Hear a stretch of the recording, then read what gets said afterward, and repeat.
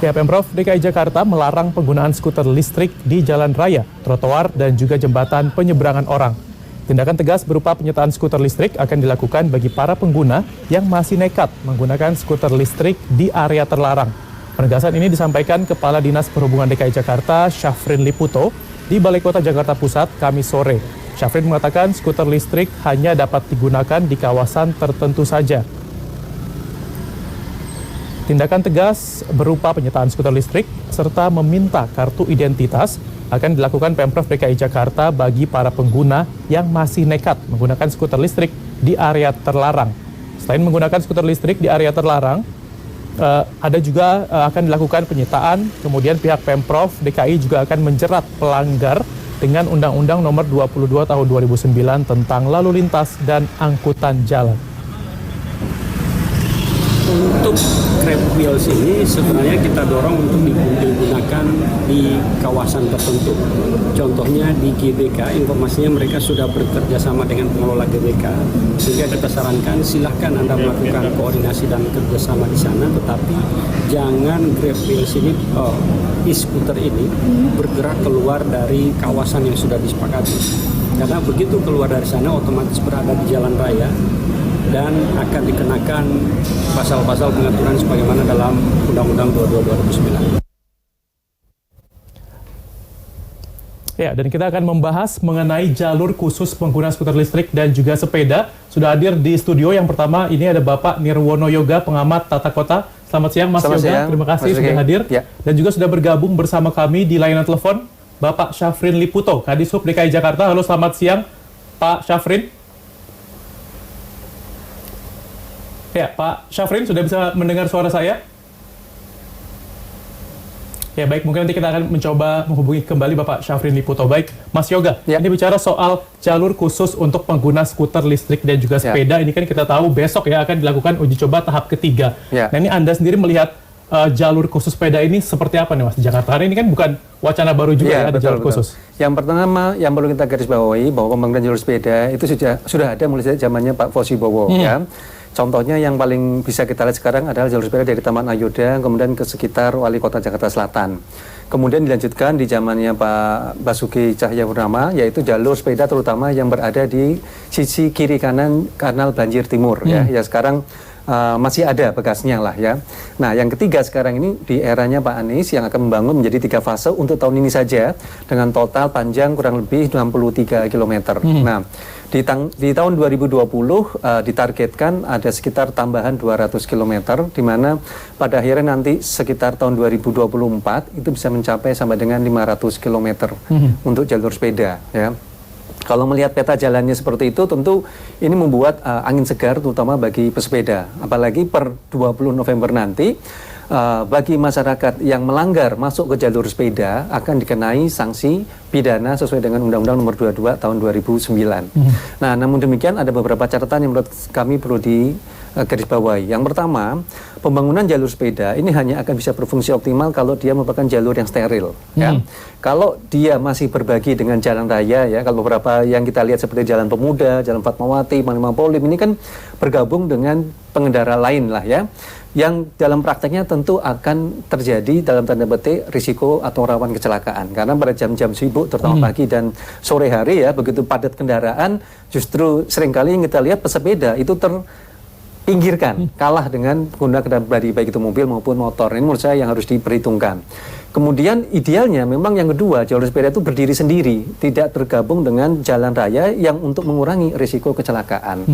Terus yang ketiga, penempatan jalur sepeda ini harus ditempatkan sebagai kendaraan pengumpan sebenarnya. Jadi kita membayangkan orang dari rumah ke stasiun, ke halte atau terminal terdekat naik sepeda, kemudian dia bisa parkir di situ. Kalau dia bawa sepeda lipat dia bisa dibawa untuk naik kendaraan lanjutan gitu ya. Kemudian turun di stasiun atau terminal berikutnya dia melanjutkan lagi dengan naik sepeda. Jadi yang harus digambarkan seperti itu, bukan orang dari rumah ke tempat kerja naik sepeda. Itu resikonya lebih besar lagi kalau itu yang dilakukan. Nah, ini menurut saya Mas Rizky yang perlu digarisbawahi.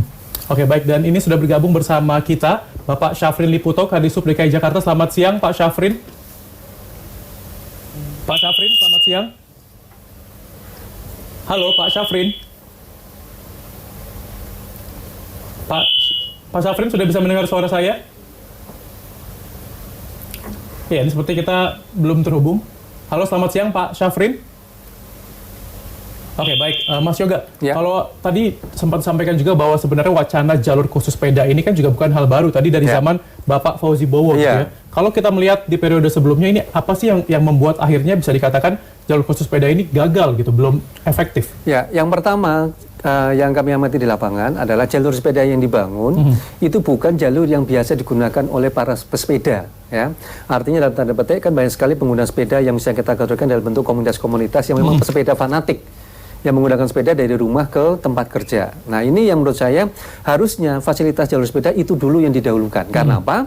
Kalau itu yang dibangun, bisa dipastikan jalur tersebut akan hidup. Karena setiap hari memang digunakan oleh para komunitas pesepeda. Jadi jalur-jalur yang memang dipakai oleh para pesepeda Itu nomor biasanya. satu yang harusnya. Nah, kalau kita lihat Tapi sekarang, yang sekarang sudah saat sekarang ini kan sebagian, ya, tidak semuanya merupakan jalur pesepeda, gitu. Jadi ini yang bisa jadi nanti sebagian jalur sepeda yang dibangun tidak akan banyak digunakan oleh para pesepeda, karena memang bukan jalur rutin yang dilewati oleh para pesepeda. itu jalur mana saja, Mas? Contoh paling mudah yang kita amati tidak. mulai jalur Fatmawati, ya, paling Mapolim, itu bukan jalur umum ya. Kalau kita lihat dari arah selatan, pesepeda itu ada dua, satu Robin, yaitu rombongan Bintaro, ya, yang merupakan arusnya itu dari arah Bintaro ke arah masuk ke Deplu, kemudian masuk ke Pondok Indah sebenarnya jalurnya. Jadi bukan lewat Fatmawati. Kemudian yang satunya lagi adalah rombongan dari Depok, ya. Rombongan dari Depok dia justru mengambil dari Margonda Raya kemudian ke arah Pasar Minggu. Jadi kalau kita lihat dari rutenya, ini bisa dipastikan jalur Fatmawati Blimbang Porim ini tidak ada jalur pengguna rutin sepeda. Nah, ini menurut saya yang juga nanti harus jadi catatan gitu ya. Maksudnya gini, jangan sampai dibalik. Jalur sepedanya sudah ada kok dianggap pesepedanya nggak mau pakai jalurnya, sehingga jalan banget. Padahal bukan itu yang masalahnya gitu. Jadi buatlah jalur yang memang digunakan setiap hari oleh pesepeda. Itu salah satu kalau ingin berhasil, satu. Kemudian yang kedua, pastikan posisi pesepeda adalah sebagai kendaraan pengumpan sebenarnya untuk naik angkutan umum, ya. Dengan demikian akan mendorong orang lebih banyak lagi untuk naik sepeda ke tempat-tempat tujuan terdekat dengan dibantu dengan angkutan umum. Misal namanya Mas Rizky dari rumah ke tempat kerja di sini gitu ya. Dari rumah ke tempat atau stasiun terdekat itu naik sepeda. Ya, kemudian dari situ naik angkutan umum, dari angkutan umum turun di stasiun terdekat sini, kemudian dilanjutkan lagi dengan naik sepeda. Jadi posisi pesepeda itu lebih sebagai kendaraan pengumpan. Nah, kalau itu yang dilakukan, bisa dipastikan banyak orang untuk naik sepeda ke tempat-tempat tujuan terdekat. Nah, ini yang paling penting. Kemudian ketiga, pemerintah bisa menyediakan selain jalur sepeda tadi, yaitu apa? Sepeda sewa atau bike sharing kalau di luar negeri. Nah, ini sebenarnya kita kalah cepat ya dengan yang dilakukan oleh teman-teman skuter listrik ya. Skuter listrik ini justru kalau kita lihat di studi lain lebih masif ya penyediaan sewa skuter listrik. Harusnya itu justru dilakukan oleh sepeda, Mas Rizky. Jadi sepeda harus lebih banyak lagi stasiun-stasiun penyewaannya supaya apa? Supaya orang turun dari stasiun atau halte terminal terdekat kemudian lanjutkan dengan naik sepeda. Jadi fungsi utama memang untuk mendukung transportasi umum juga seperti betul, itu ya. Betul. Oke, nah tadi juga sudah disinggung terkait dengan skuter listrik. Iya, Kan betul. kita tahu juga ada himbauan juga dari Pemprov DKI Jakarta untuk nantinya gitu ya memasukkan jalur sepeda ini juga dengan jalur skuter listrik. Nah, kalau Anda melihat kebijakan ini seperti apa, Mas? Apakah memang tepat? Ya, ada tiga yang menurut saya harus garis bawahi. Satu, skuter listrik ini secara teks memang belum diatur dengan tegas di dalam Undang-Undang Nomor 22 Tahun 2009 ya. Posisinya itu di antara kan antara sepeda dengan sepeda motor sebenarnya. Nah, ini satu. Oleh karena itu harus ada kepastian dia menggunakan jalur yang mana. Kalau tadi dikatakan oleh Dinas Perhubungan bahwa dia tidak boleh di trotoar, maka bisa dipastikan dia akan berada di jalur jalan raya. Nah, bicara jalan raya berarti kita berbagi jalan sebenarnya. Kalau kita dari ruas, pasti tempat yang paling memungkinkan adalah jalur sepeda yang sudah dibangun, yang sudah ada batas jelasnya. Kalau memang itu tadi dibolehkan berlalu lintas di jalan raya, satu itu. Tetapi jangan lupa, kecepatan skuter listrik dengan sepeda itu juga berbeda, Mas. Gitu. Artinya lebih cepat skuter listrik. Nah, di sini juga yang perlu dipertimbangkan adalah faktor keamanan dan keselamatan, baik pengguna sepeda maupun skuter listrik maupun pengguna lalu lintas yang lain. Satu. Oke, Mas Yoga, kita jeda dulu. Yang nomor 2 dan nomor lainnya, usai jeda berikut tetaplah bersama kami.